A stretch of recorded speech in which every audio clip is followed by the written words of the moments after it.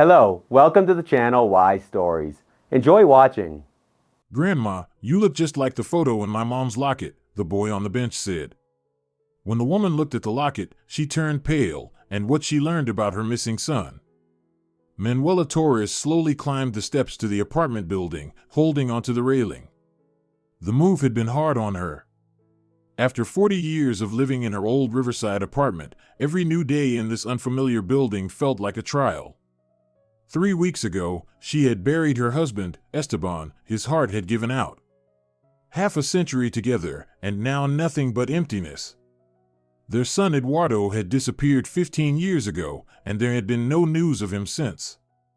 Everything in the old apartment reminded her of the past: the worn armrest of the chair where Esteban used to sit reading his newspaper, the crack in the kitchen table from when little Eduardo had dropped a heavy pan, the faded wallpaper in the hallway they had once hung themselves, laughing and covered in glue. Their pension barely covered the cost of the 3-bedroom apartment, and when a realtor suggested exchanging it for a 1-bedroom in a new district with a good bonus, Manuela agreed. She reached the 5th floor, out of breath. The building smelled of fresh paint and something strangely foreign. The key turned reluctantly in the lock. The new apartment was bright but empty. Most of their old furniture didn't fit, so she had given it away to neighbors. Only the essentials remained, along with boxes of photographs and keepsakes. Manuela approached the window. The courtyard below was well kept, with a playground and neat flower beds. Young mothers strolled with strollers, retirees sat on benches. Everything seemed right, but foreign. She went to the box labeled photos and began sorting through their family archive. Their wedding photo, Esteban so handsome in a suit with his hair slicked back, Eduardo in 1st grade, clutching a giant bouquet for his teacher. School pictures, university, his first geological expedition. Manuela picked up a photograph of Eduardo in a hiking jacket, a backpack slung over one shoulder, standing against a mountain backdrop. So grown up, so confident. A promising young scientist with the world before him. Her fingers trembled, and the photograph slipped to the floor. "Eduardo, where are you?" she whispered, picking it up. His last expedition had been supposed to last a month. They were studying a rare deposit in the mountains near the border. There was no phone service there, and news came rarely. Then came a report: an avalanche. 3 dead, 2 missing. Eduardo among the missing. Search efforts lasted 3 weeks but turned up nothing. Officially, he was declared dead, though his body was never found. Esteban had refused to believe it to the end. Every year on Eduardo's birthday, he lit a candle and placed a shot of vodka beside it. "He's alive, Manuela," he would say. "I feel it in my heart." But the years passed, and Eduardo never returned.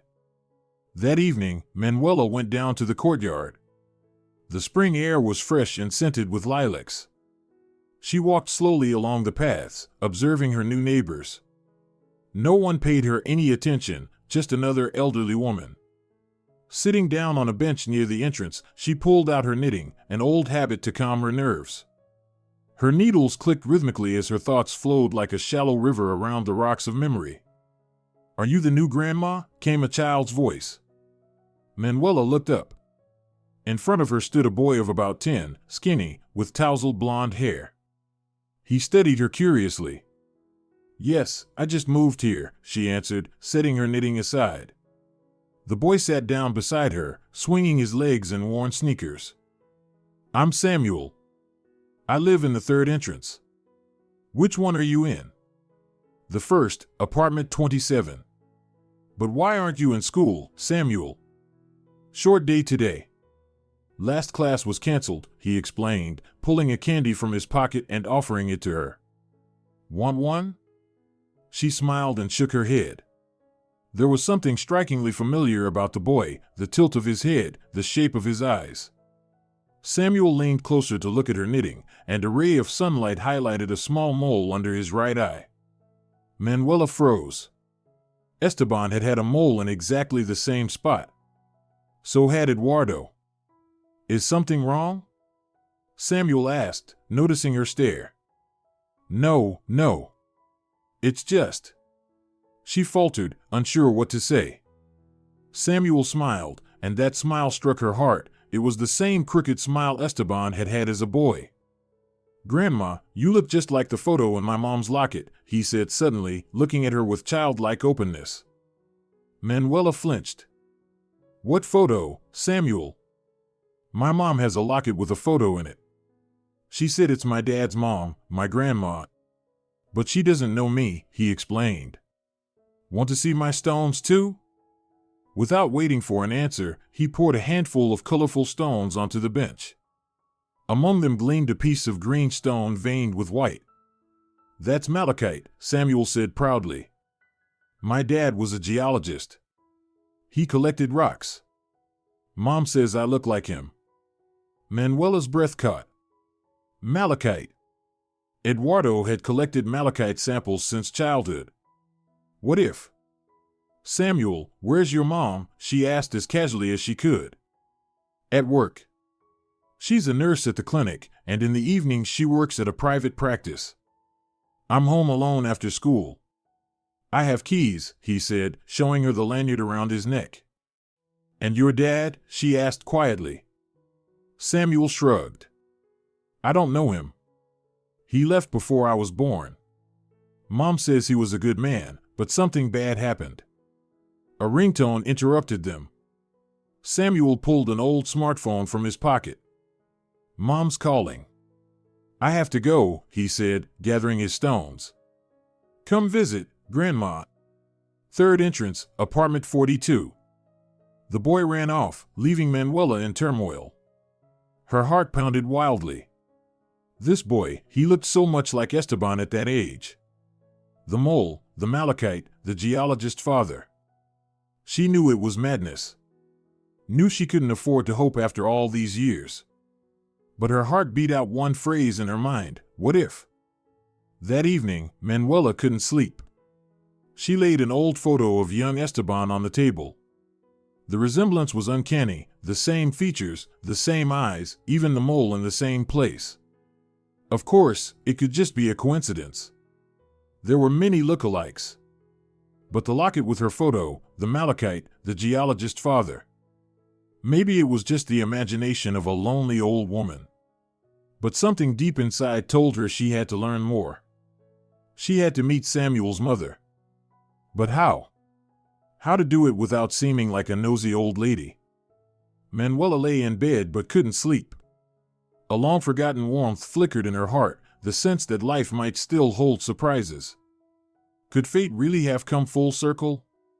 Could it be that in this strange new place, she had found her grandson? She barely dared think the thought, afraid it would vanish like smoke if she named it. Morning found her at the window.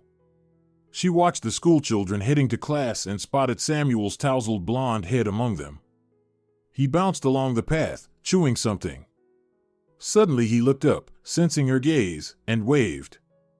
Manuela waved back, her heart warming. Today, she decided, she would bake an apple pie.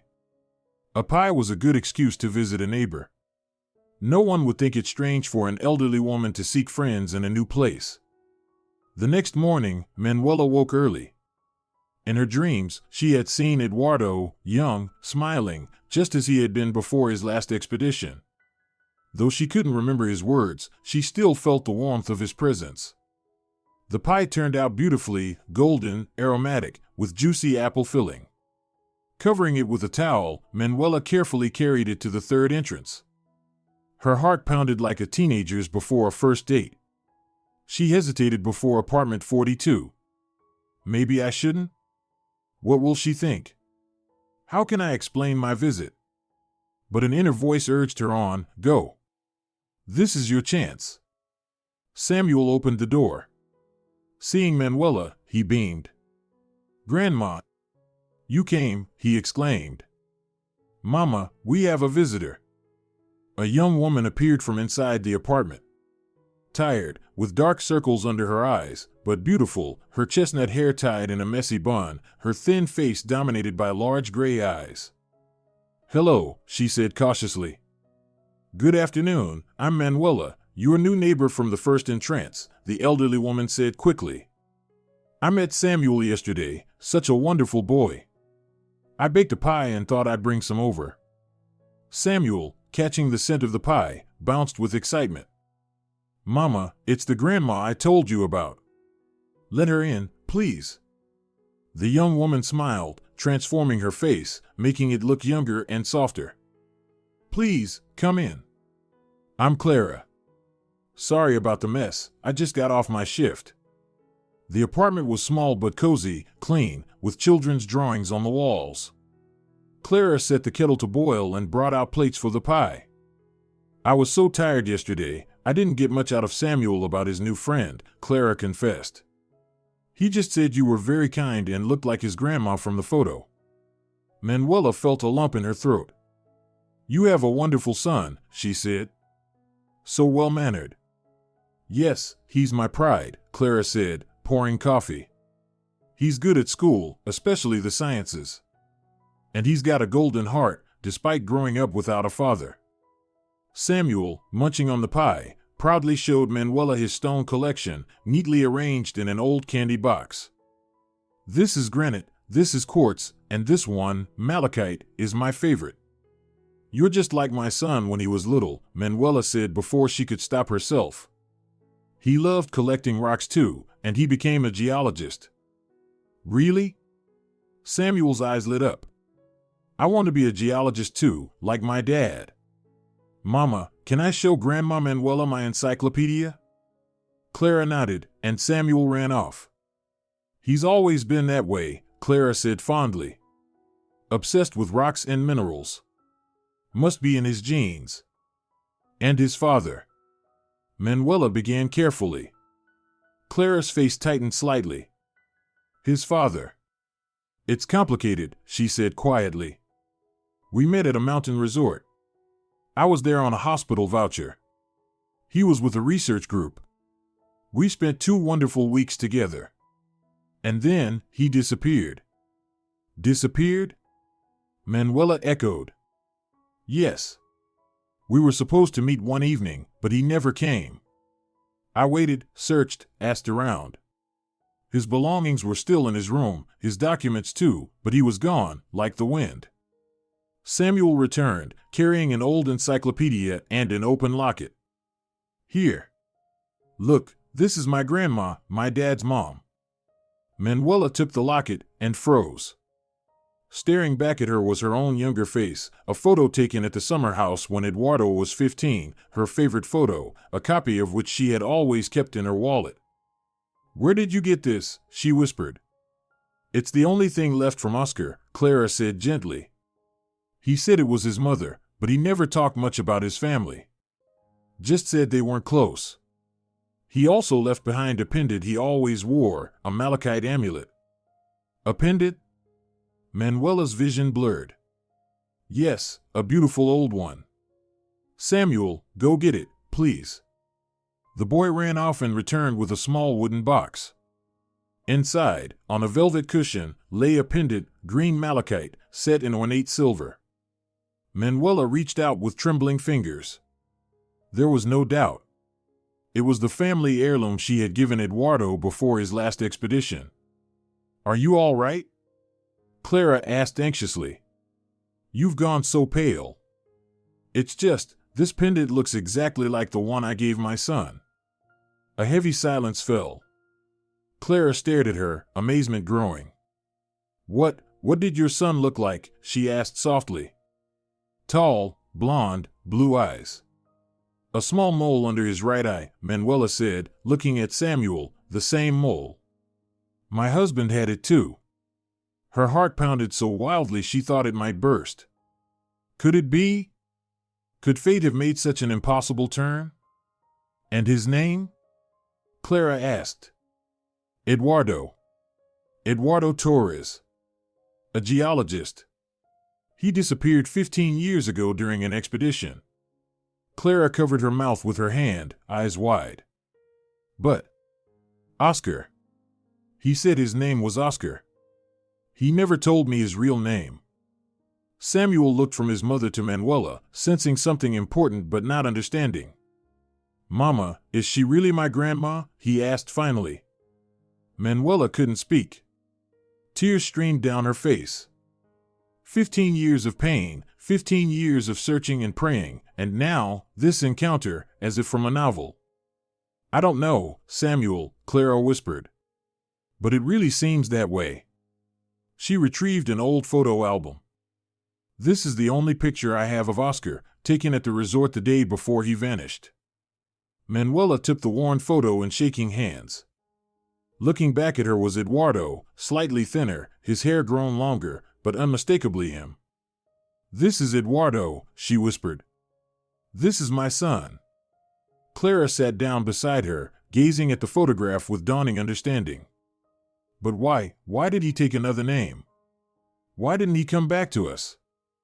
I don't know, Manuela shook her head, but I intend to find out. After he was declared missing, the search lasted several weeks. Then he was officially presumed dead. But my husband and I never believed it, she faltered, remembering the long nights they spent awake, how hope had slowly faded year after year. And Esteban, he died a month ago. He didn't live to see this day. Samuel came over and suddenly hugged her.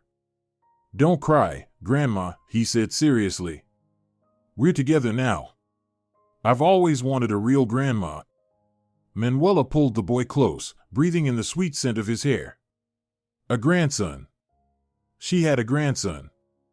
Dear God, what happiness. Clara watched them thoughtfully. You know, Clara said slowly, Oscar, Eduardo, used to say strange things.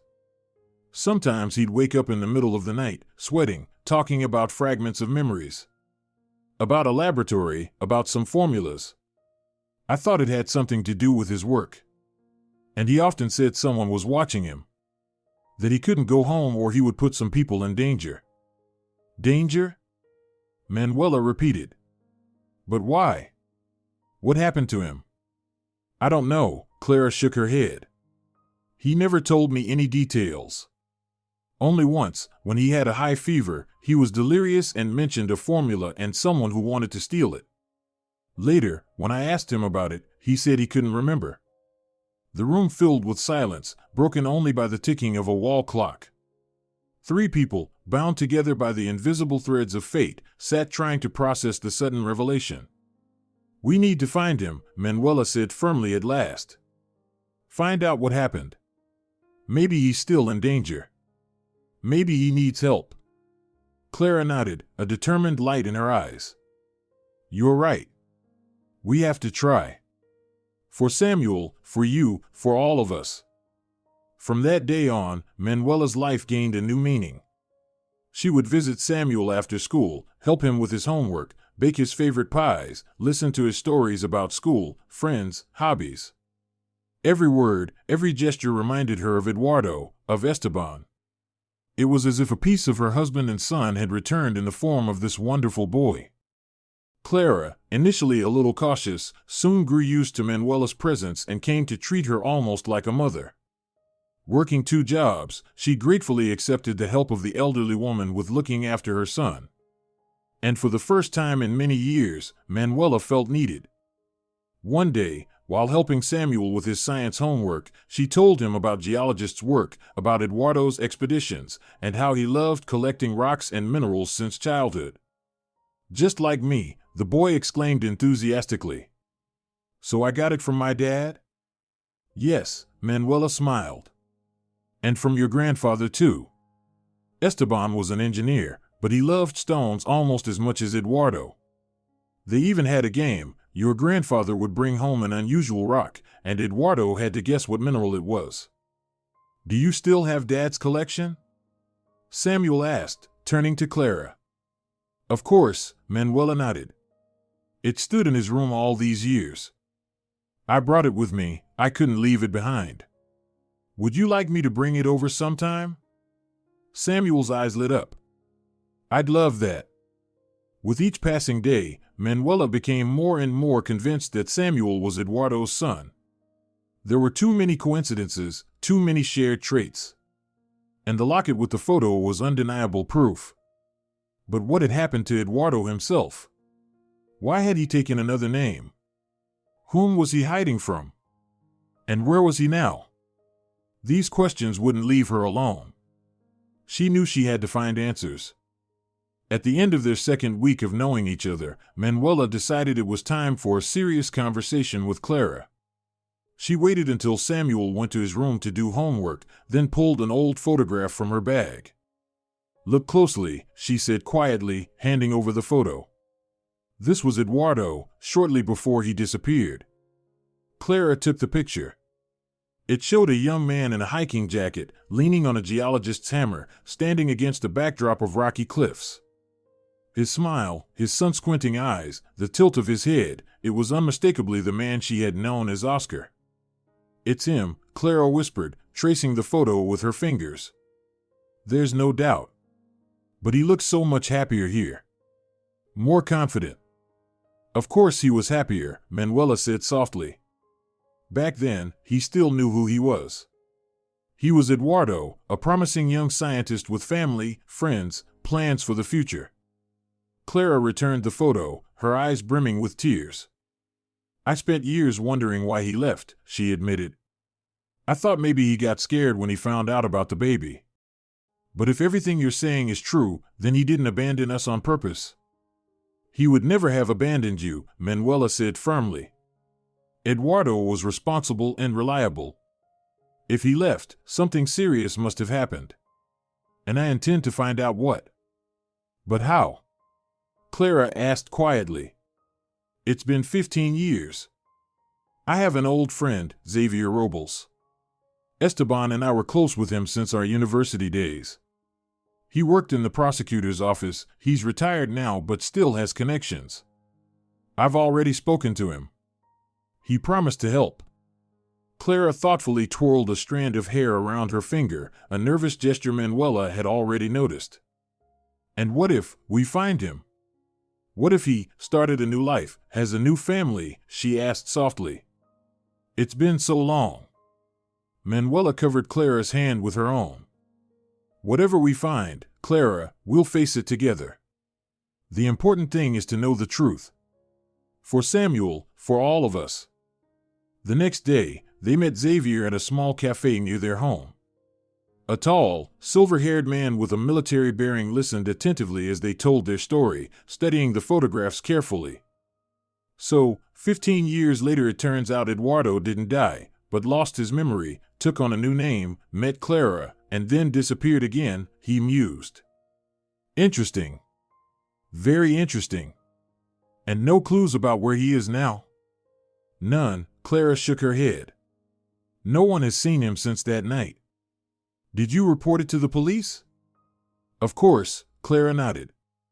"But they didn't try very hard. They said an adult can leave whenever they want. Especially since we were only casual acquaintances. I even felt like they knew more than they were saying." Xavier tapped his fingers on the table. "First thing, we need to check hospitals in the area. If Eduardo survived the avalanche but lost his memory, he must have been treated somewhere. Give me a few days." The next 3 days dragged on unbearably slowly. Manuela tried to keep busy helping Samuel with homework, assisting Clara around the house, but her thoughts always circled back to the upcoming meeting. What would Xavier find? Was Eduardo alive? Finally, on Saturday morning, the call came. Xavier sounded excited. "Manuela, I found something. Come with Clara to the regional hospital archive. I arranged everything." They arrived at the hospital within an hour. Xavier was already waiting at the entrance with an elderly woman in a formal suit. "Meet Josefa, the archive manager," he introduced. She found some interesting documents. In a small office crammed with shelves of folders, they gathered around the table. Josefa laid a yellowed medical file before them. 15 years ago, in March, a man was brought to our hospital," she began. "Found by tourists in the mountains. Severe condition, frostbite, head trauma, exhaustion. No documents. Identity unknown. The patient had amnesia, only remembering his first name, Oscar. He couldn't recall his surname, past, or family. The doctors diagnosed retrograde amnesia caused by a head injury." Manuela and Clara leaned over the file. Attached was a photograph, a gaunt man with a bandaged head, but unmistakably Eduardo. He was treated for 2 months, Josefa continued. His physical condition improved, but his memory never returned. Eventually, he was transferred to a rehabilitation sanatorium. After that, we lost track of him. Which sanatorium? Clara asked quickly. Mountain Air. Clara and Manuela exchanged glances. That's where we met, Clara said quietly. 3 months later, Xavier drummed his fingers thoughtfully on the folder. So the timeline fits. Eduardo survives the avalanche, loses his memory, is treated here, transferred to the sanatorium, meets Clara, and then vanishes again. And no further records of him? None, Josefa shook her head. But there's something odd. See this stamp? She pointed to a mark on the file. The military prosecutor's office requested his medical file a month after he was discharged. Why, they didn't say. Xavier narrowed his eyes. Military prosecutor's office? Interesting. He turned to Manuela. Was Eduardo involved in any military projects? No, never, Manuela shook her head. He was purely a scientist. He studied rare minerals, their structure, possible applications. Possible applications.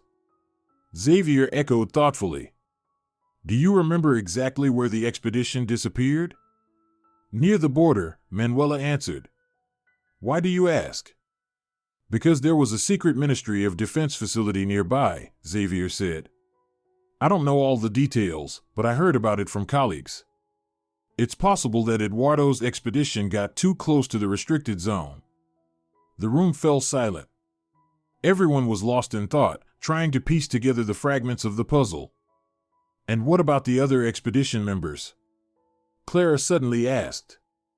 Weren't their bodies found either? 3 were found almost immediately, Manuela replied. But Eduardo and another employee, Enrique Soriano, were declared missing. Enrique? Xavier repeated. The same Enrique who now heads the Institute of Geological Research? Yes, that's him, Manuela nodded. Strangely enough, he was found a week after the tragedy, alive and well. He claimed he managed to take shelter in a crevice during the avalanche and then wandered, looking for help. It was Enrique who led the search operation, and it was he who insisted on calling it off when hope seemed lost. Xavier thoughtfully rubbed his chin. And after that expedition, his career skyrocketed, didn't it? Yes, Manuela confirmed. He published a series of articles about a revolutionary method for extracting rare earth elements, gained international recognition, and eventually became the head of the institute. Interesting, very interesting, Xavier murmured. I think we should visit Professor Enrique. But first, let's check the Mountain Air Sanatorium. Maybe they still have records about Oscar, that is, Eduardo. A week later, Manuela and Xavier flew to the mountains. Clara stayed behind with Samuel. She didn't want to miss work or disrupt her son's schooling. Before they left, she handed Manuela a small, worn notebook. I found it among Oscar's things that were left behind, she explained. It's some kind of diary. I never read it, it felt too personal. But now. On the plane, Manuela opened the notebook. Her son's handwriting, so familiar and dear, brought tears to her eyes. Eduardo always wrote with a slight slant and a characteristic loop on the letter D. The entries were fragmented, confused, thoughts of a man trying to piece together his shattered identity. The same dream again. A laboratory, a glowing stone, formulas on a board. And a feeling I must remember something important. Today I remembered a woman with kind eyes. She's smiling and saying something, but I can't hear her words. Who is she? Mother? Wife? I can't recall. Strange feeling of being watched. Saw a man in a dark suit watching me during a walk. When I approached, he quickly left. Met a nurse, Clara. Amazing girl, kind, sincere.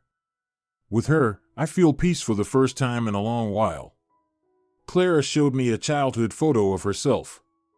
Something clicked in my memory. I remembered myself as a child at the summer house with my parents. A lake, a boat, Mom waving from the shore.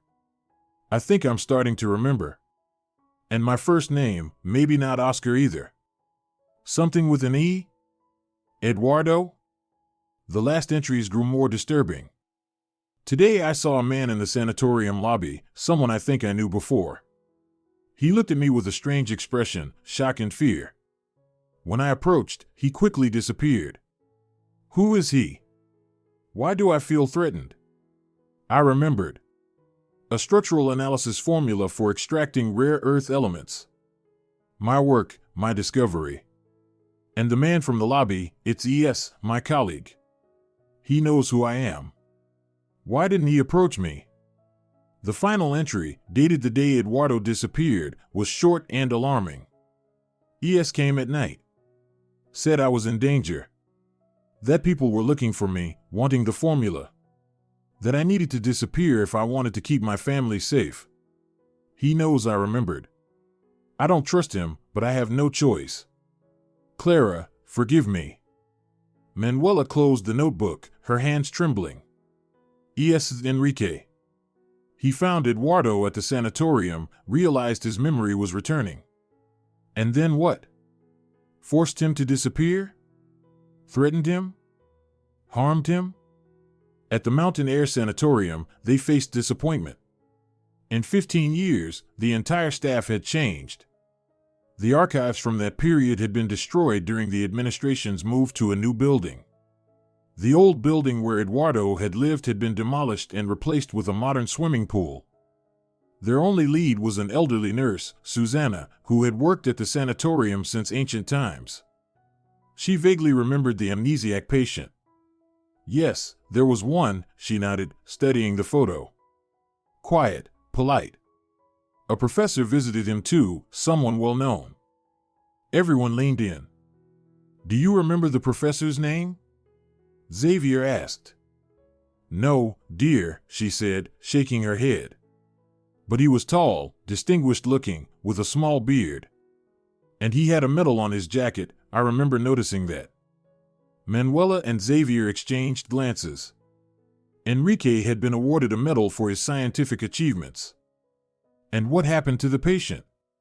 Manuela asked carefully. He left suddenly, the old nurse shrugged. In the middle of the night. Left his things behind, just disappeared. A young nurse came later, crying, looking for him. They returned to the capital in silence, each deep in thought. The picture was slowly becoming clearer, and it was disturbing. Eduardo had made an important scientific discovery. During the expedition, something had happened, possibly a conflict with Enrique. Then the avalanche, the injury, the memory loss. And when his memory began to return, Enrique appeared and, what? Killed Eduardo? Forced him to hide? Where was her son now? At home, another surprise awaited them. Clara, sorting through old belongings, found an envelope with photos that Oscar had left behind. In one of the pictures, Eduardo stood with a group of scientists near a laboratory. I never noticed this man before, Clara said, pointing to a tall man standing next to Eduardo. But now that we know what to look for. Manuela put on her glasses and leaned closer. There was no doubt. Standing next to Eduardo was Enrique. That's him, she said. Eduardo's former colleague, and now a prominent scientist, an academician, director of the institute. A man who clearly knows much more about my son's fate than he ever admitted. We need to meet him, Xavier said resolutely. But we must act carefully. If our suspicions are correct, this man could be dangerous. What they didn't know was that Enrique Soriano was already aware of their investigation.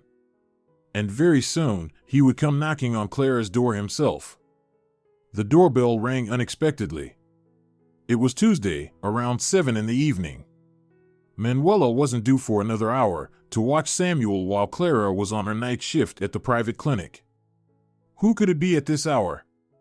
Opening the door, Clara saw a distinguished-looking man in his 60s standing on the doorstep. Tall, well-groomed, with a neatly trimmed graying beard and sharp eyes. His expensive coat and leather briefcase spoke of wealth and status. Clara Gill, the stranger asked politely. Allow me to introduce myself, Professor Enrique Soriano, geologist. Clara's breath caught. It was him. The man from Eduardo's diary, the one possibly connected to his disappearance. He stood there, at her door, as if he had stepped out of their conversations and suspicions. What can I do for you? She asked coldly, masking her nervousness. I'd like to have a word, Enrique said, smiling slightly. May I come in? Clara hesitated. She was alone with Samuel. Manuela would not arrive for another hour. But this might be a chance to learn something important. Come in, she finally said, stepping aside. Enrique glanced around the small entryway, noticing Samuel's little shoes and coat hanging by the door. It's cozy here, he noted as he walked into the living room. Samuel, sitting at the table with his school books, looked up curiously at the stranger. Samuel, go do your homework in your room, Clara said. I need to talk. The boy reluctantly gathered his things and went to his room, leaving the door slightly ajar. Enrique settled into an armchair, placing his briefcase on his lap. I've learned that you and Manuela have started an investigation, he began without preamble. Searching for Manuela's missing son, whom you believe to be your child's father. Clara tensed. How does he know? Yes, she answered firmly. And we've already found out quite a lot. I thought so, Enrique nodded. That's why I came. You see, Manuela is an elderly woman who has suffered great losses. First her son, now her husband. Grief can sometimes drive people into fantasies, illusions. What exactly are you implying? Clara asked coldly. Simply that your Oscar, the boy's father, could not possibly be Eduardo, Enrique shrugged. Eduardo died 15 years ago in the mountains. I saw the avalanche bury him myself. We searched for weeks, but never found his body. And how do you explain this? Clara pulled out the locket, opening it to reveal the photo of young Manuela. And this? She placed the family's malachite pendant on the table. Enrique's face flickered, but he quickly regained control. Coincidence, he said firmly. Or perhaps your Oscar somehow knew Eduardo and came across these things. And the diary? Clara persisted. The diary where he writes about you? About meeting you at the sanatorium? Now Enrique visibly tensed. A diary, he repeated. May I see it? No, Clara said firmly. Manuela has it. She'll be here soon. You can speak to her yourself. I'm afraid I don't have time, Enrique stood up. Listen, Clara. I understand your wish to find your son's father. But you are getting dragged into a dangerous delusion. Manuela is not well. After her son's disappearance, she suffered a paranoid disorder, hallucinations, obsessive beliefs that her son was alive. Her husband Esteban convinced her to seek treatment. Clara took the folder he handed her. The documents looked genuine, official forms, stamps, doctors' signatures. And how did you get this? She asked. I was a family friend, Enrique said smoothly. Esteban confided in me. We agreed not to hurt Manuela by denying her fantasies. But now things have changed. She's pulling others into her delusions, including a child. Clara said nothing, trying to process his words. Had they been chasing a fantasy all this time? Was Samuel's resemblance to Esteban, the locket, the pendant, just coincidences? I will return tomorrow with a representative from social services, Enrique continued. Perhaps Manuela needs medical supervision. You should consider limiting her contact with your son until the situation is clarified. Clara placed the documents back in the folder. I'll think about what you said, she answered carefully. But I'll make my own decision. Enrique nodded and headed to the door. Before leaving, he turned. Oh, and one more thing. In that ill-fated expedition, Eduardo's notebook with formulas was found. I developed his research further and received recognition. but I always credited Eduardo as a co-author. You can check my publications. After he left, Clara leaned against the wall, feeling the ground slipping beneath her feet. If what Enrique said was true, but something about his visit, about his words, felt wrong. Too smooth, too convenient. She didn't notice Samuel standing in the hallway, worry in his eyes. "Mama, I heard the conversation," he confessed. "That man lied about Grandma Manuela." "Why do you think so?" Clara asked, kneeling beside him. "Because I found Dad's diary," Samuel said quietly. "Not the one Grandma has, a different one. It was hidden in the lining of an old jacket. I found it when you asked me to sort through the boxes for charity." Clara froze. "What diary, Samuel?" The boy ran to his room and returned with a battered notebook in a plastic cover. "Here," he said, handing it to his mother. "There are some formulas and notes. And at the end, about that man." Clara opened the notebook. Inside were indeed formulas, diagrams, and scientific notes, nothing she could understand, being far from geology. But on the last pages, she found hastily scribbled text. "Enrique found me. Says the formula is too valuable to belong to one person. That the state must not let it fall into private hands. He's threatening my family. If anything happens to me, know that the full version of the formula is hidden in the medallion. The malachite isn't ordinary." Clara's heart raced. She reached for her phone, but at that moment, the doorbell rang. Manuela was standing on the doorstep. "What happened?" she asked, seeing Clara's pale face. "You look like you've seen a ghost."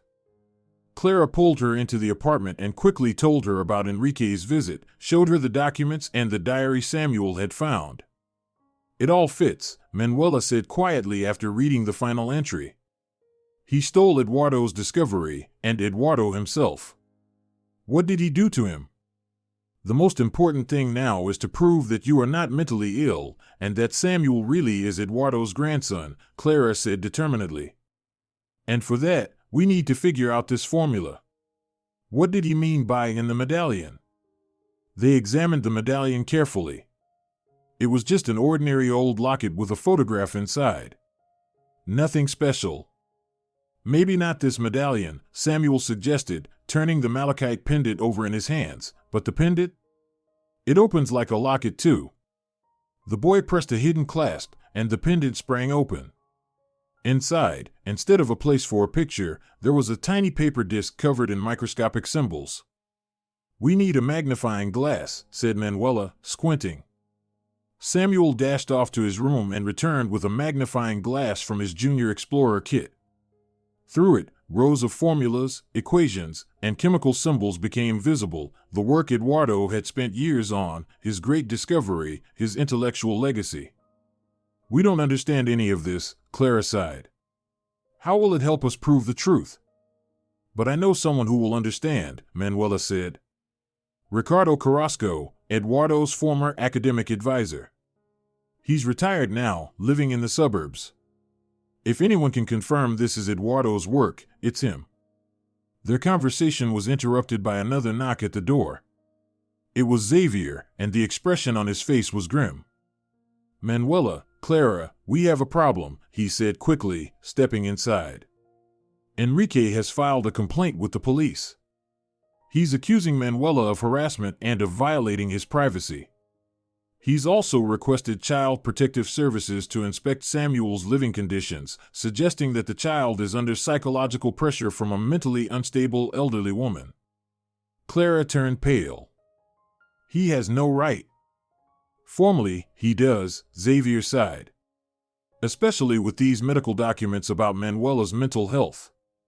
I checked, it's true, 5 years ago there was such an evaluation. But there's something strange, all the doctors who signed it now work at a private clinic funded by Enrique's foundation." Manuela shook her head. "It's all lies. I never underwent any psychiatric evaluation. Yes, there was a hard period when I thought I saw Eduardo everywhere. But Esteban just took me to a therapist, they prescribed a mild sedative, that's all. Then Enrique forged the documents, Clara said firmly. And he's covering his tracks. He's afraid the truth will come out. We need to get to Ricardo, said Manuela. Right now, before Enrique reaches him. They gathered quickly. They decided to take Samuel with them. It was too dangerous to leave him behind, given what Enrique might try. Already in the car, Samuel suddenly said, I remembered something. When that man was talking to Mom, he said he was in the expedition with Dad. That he saw the avalanche bury him. But in Dad's diary, he wrote that Enrique threatened him later, when he was in the sanatorium. That means the man is lying. Manuela hugged her grandson. Good boy, Samuel. Exactly, Enrique knew Eduardo had survived. Knew where he was. And perhaps still knew where he was now. The trip to the suburb took about an hour. Ricardo lived in a small house. Despite the late hour, lights were on inside. An elderly man with messy white hair and thick glasses met them at the door. Manuela. It's been so many years, he exclaimed, hugging her. What brings you here at this hour? And who are these people? Manuela quickly introduced her companions and got straight to the point. Ricardo, this is urgent. It's about Eduardo. Ricardo's face darkened. Come in, he said shortly, letting them into the house. In the living room, after hearing their story, the old scientist sat in silence, tapping his fingers on the table. I always suspected Enrique was crooked, he said finally. But I could never prove anything. His so-called revolutionary discovery appeared too suddenly, too conveniently after the tragedy. Show me the formula. Samuel carefully handed him the malachite pendant with the inserted disc. Ricardo studied the miniature writing under a powerful magnifying glass, nodding and muttering to himself. This is Eduardo's handwriting, no doubt about it, he said at last. And this is his formula, his method. What's now known as Enrique's method is 70% Eduardo's work, with only 30% later additions. But the key idea, the foundation, it's all Eduardo. Can you confirm this officially? Xavier asked. I can, and I will, Ricardo said firmly. Moreover, I'll contact the Academy of Sciences. I still have connections there. This scoundrel Enrique must answer for what he's done. Meanwhile, Samuel, exploring the shelves, turned to the adults. What's the K7 formula? He asked. Dad wrote about it in his diary. Ricardo flinched. Code name for the project, he said quietly. Searching for new sources of rare earth elements for the military industry. Top secret. Eduardo was working on the civilian side, extraction methods, but the primary client was the Ministry of Defense. Xavier whistled softly. Now it makes sense why the military prosecutor's office was interested in the unidentified patient's medical file. And why Enrique is so desperate to cover everything up. It's not just about scientific reputation, it's about national security. Just then Clara's phone rang. It was a neighbor from their apartment building. Clara, some people came by looking for you, the neighbor said anxiously. 2 men in plain clothes and a woman from child services with official papers. They said they'll come back in the morning to inspect the living conditions. Clara thanked her and hung up. Enrique's wasting no time, she said grimly. What do we do? If they take Samuel? They won't, Xavier said firmly. We have proof Enrique is lying. We have a witness, Ricardo. We have Eduardo's diary. But we must act fast. Ricardo tapped his fingers thoughtfully on the table. There's something else, he said slowly. Something I haven't told anyone for 15 years. But now, I think it's time. He went to an old desk in the corner, unlocked a hidden drawer, and pulled out a sealed envelope. A week before that expedition, Eduardo came to me. Said he didn't trust Enrique, thought he was too interested in his research. He left this envelope with me, in case something happened to him. With trembling hands, Ricardo opened the yellowed envelope. Inside was a letter and a tiny flash drive. Dear Ricardo, he read aloud, if you are reading this, it means my fears were justified and something has happened to me. I am almost certain Enrique wants to steal my research. I don't trust him, but I have no choice. The management has ordered us to work together. The attached flash drive contains the full documentation of the project, including dated notes of every stage. It's proof of my authorship. Please give these materials to my parents if anything happens to me. Respectfully, Eduardo. Silence fell over the room, broken only by the ticking of the old wall clock. Why didn't you turn this over before? Manuela asked quietly. Ricardo lowered his head. Forgive me, Manuela. I was afraid. By then, Enrique had become powerful. There were rumors he was connected to serious people in the security services. And I was old, alone. He sighed heavily. There's no excuse. But now, I'll do everything I can to set things right. Meanwhile, Xavier was examining the contents of the flash drive on Ricardo's laptop. It's all here, he said with awe. Complete project files, dated reports, formulas, calculations, correspondence with management.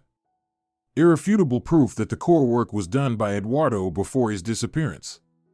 It's over for Enrique. And what about Dad? Samuel asked quietly from the corner, where he had been listening. That simple question silenced the room. Indeed, what happened to Eduardo? Where is he now? Is he alive? I don't know, boy, Ricardo said honestly. But if he's alive, we'll find him. And if not? He looked at Manuela, we'll restore his good name and seek justice. At that moment, a loud knock sounded at the door. Everyone jumped. Ricardo cautiously approached the window and peeked through the curtain. 2 men in dark suits, he said quietly. And it looks like Enrique's with them. How did he find us? Clara whispered in horror, clutching Samuel. He probably followed us, Xavier said grimly. I noticed a car trailing us earlier, but it fell back. They must have guessed where we were going. Another, louder knock shook the door. Ricardo. Enrique's voice called out. I know you're home. We need to talk. It's about your former student, Eduardo. Ricardo exchanged glances with the others. Do you have a back door? Xavier asked quickly. Yes, through the kitchen, Ricardo nodded. But they've probably covered it too. Ricardo. Enrique's voice grew sharper. Open up, or we'll be forced to act differently. Ricardo took a deep breath. I have a plan, he said quietly. I'll go out and distract them. You leave through the kitchen. There's a low fence, you can climb over it. About 50 meters away, there's a bus stop.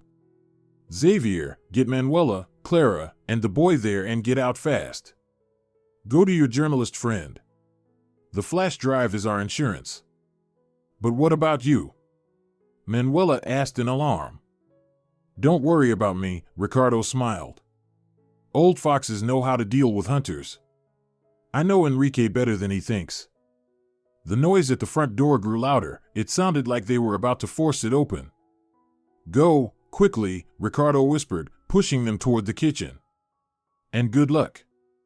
He headed to the front door while the 4 fugitives hurried to the kitchen. Through the window, they saw Ricardo open the door and step out onto the porch, closing it firmly behind him. They heard his loud, confident voice. Enrique. What a surprise. And you brought bodyguards too.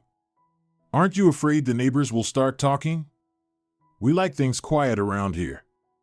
Seizing the opportunity, Xavier helped Manuela over the low fence. Then Clara passed Samuel to him and climbed over herself. They quickly and quietly headed toward the bus stop, staying in the shadows of the trees. Behind them, Ricardo's voice rang out defiantly. Yes, I have proof. And not just me. 15 copies have been sent to different addresses, with instructions to open them if anything happens to me. Did you really think I wouldn't prepare for this, Enrique? 15 years I've waited for this moment. They reached the bus stop just as a night bus pulled up.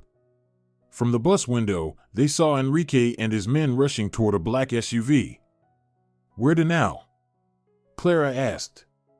"To my old friend, Pedro Bustos," Xavier said. "He's a journalist who specializes in investigations. He lives in the suburbs, and I'm sure Enrique doesn't know about our connection. We'll stay with him tonight, and tomorrow morning, we'll hold a press conference. We'll tell the whole story, show the evidence. Let's see Enrique try to deny it when the whole country's watching." Samuel, snuggling close to his mother, asked quietly, "And Ricardo? Will he be okay?" Manuela stroked the boy's hair. "Don't worry, sweetheart. Ricardo is smart. He knows what he's doing. Enrique won't dare harm him with so many witnesses." Pedro's house was a cozy two-story cottage on the outskirts of the city. Despite the late hour, the journalist welcomed them warmly, quickly grasping the situation and offering them rooms for the night. "This story is incredible," he said, reviewing the material on the flash drive. "Scientific theft, blackmail, the disappearance of a scientist. All against the backdrop of secret military research. This is the scoop of the year. The main thing," Manuela said quietly, "is that it helps us find Eduardo. If he's alive, we'll find him," Pedro said confidently. "And if not," he glanced at Samuel, who was already dozing on the couch, "his son will know the truth about his father." In the morning, they gathered at the headquarters of a major news agency. Pedro had organized a press conference, inviting journalists from several outlets as well as representatives from the Academy of Sciences. They laid out the documents and prepared a presentation with the materials from the flash drive. Manuela was nervous, twisting a handkerchief in her hands. Samuel, dressed in a crisp shirt and with neatly combed hair, looked unusually serious. Clara stayed close to her son, ready to protect him at any moment. To their surprise, right before the conference began, Ricardo entered the room. Tired but satisfied, he waved a greeting. "How did you get here?" Xavier asked in surprise. "We thought Enrique tried to intimidate me," Ricardo chuckled, "but when I told him about the 15 copies of the documents sent to different addresses, and especially that one was sent to his superiors at the ministry, he quickly backed off. Pedro called me this morning and told me about the press conference. I couldn't miss such an event." The hall gradually filled up, journalists, scientists, curious onlookers, at least 50 people. Cameras, microphones, flashing lights. Clara squeezed Samuel's hand tighter. "I'm afraid Enrique won't come," she said quietly. "He'll come," Xavier answered confidently.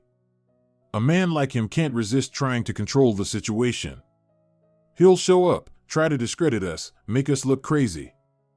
And indeed, 5 minutes before the conference was due to start, Enrique entered the room. Impeccably dressed, confident, wearing a slight, condescending smile. 2 men accompanied him, lingering slightly behind, the same ones who had been at Ricardo's house. Manuela tensed, Clara instinctively drew Samuel closer. But the boy slipped away and suddenly approached Enrique. "Hello," he said, looking up at the scientist. "You knew my dad, right? You worked with him?" Enrique was caught off guard. He hadn't expected a child to address him so directly in front of dozens of witnesses. "Yes, boy," he said stiffly. "I worked with Eduardo. He was a talented scientist. It's tragic that his life ended so soon." "Then why did you tell my mom that Grandma was sick and made everything up?" Samuel asked innocently. "And why does Dad's diary say you threatened him?" Enrique paled. Silence fell over the room, all eyes were fixed on him and the boy. The journalists leaned forward, eager not to miss a word. "I don't know what diary you're talking about," Enrique finally said. "Maybe your grandmother." Samuel pulled a folded sheet of paper from his pocket. "Here," he said, handing it over. "It's the last page of Dad's diary. It talks about the K7 formula, about you, and about how you wanted to steal his discovery. And there's a formula here, with numbers and letters. What is this?" Pedro quickly photographed the page and projected the image onto a large screen. Now everyone in the room could see the writing. Enrique turned even paler. He recognized Eduardo's handwriting. He recognized the formula, the very one that had brought him fame and a brilliant career.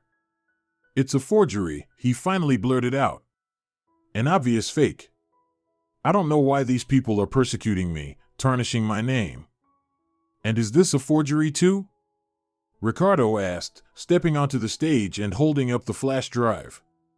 15 years ago, Eduardo left this with me. Full documentation of the project, including dated reports, correspondence, every stage of developing the formula. It even contains your comments, Enrique, he added with a smirk. Remember writing that the method was promising but needed refinement? And then, 6 months after Eduardo disappeared, you published it under your name. A commotion broke out.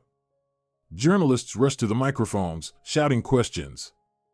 Someone started the presentation, displaying document after document from the flash drive, irrefutable evidence of fraud. Enrique looked around the hall, realizing he was cornered. His companions quietly retreated toward the exit, not wanting to be caught up in the scandal. "Fine," he said at last, raising his hands in a gesture of surrender. "Let's talk like adults, without this circus."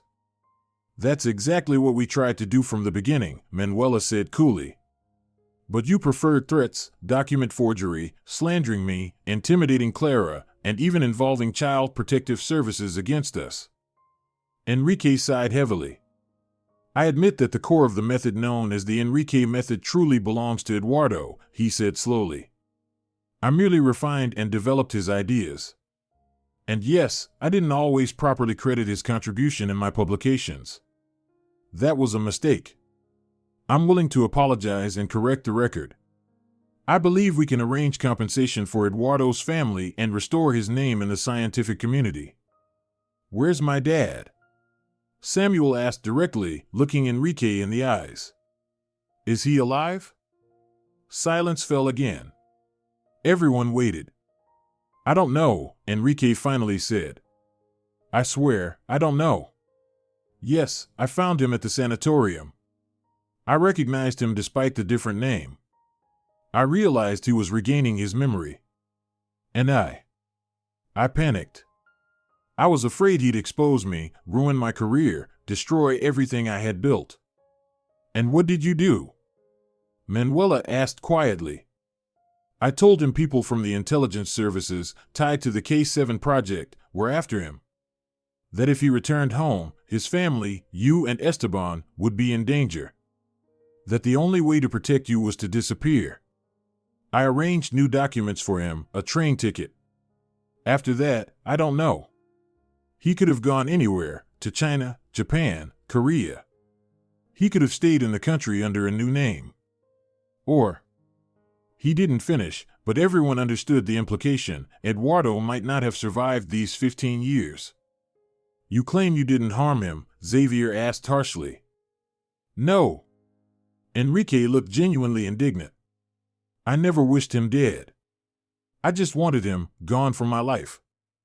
Journalists were furiously taking notes. Cameras captured every expression. "Can you provide the train information, the dates, anything that might help find Eduardo?" Pedro asked. Enrique nodded. "Yes. I'll try to remember everything. I'll compile a full report on our last contacts. I'm ready to cooperate with the investigation if one begins." He looked broken, as if he had aged 10 years in just half an hour, a once great scientist, an academician, a recipient of national awards, but at the same time, a man who built his career on lies and theft. After the press conference, events unfolded rapidly. The prosecutor's office launched an investigation, and the Academy of Sciences established a special commission to reassess Eduardo's contribution.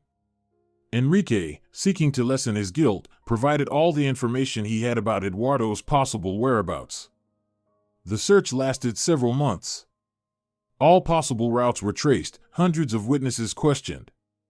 Traces of Eduardo surfaced at the far end of the country, then in a small border town where he worked as a teacher under the name Xavier Saiz.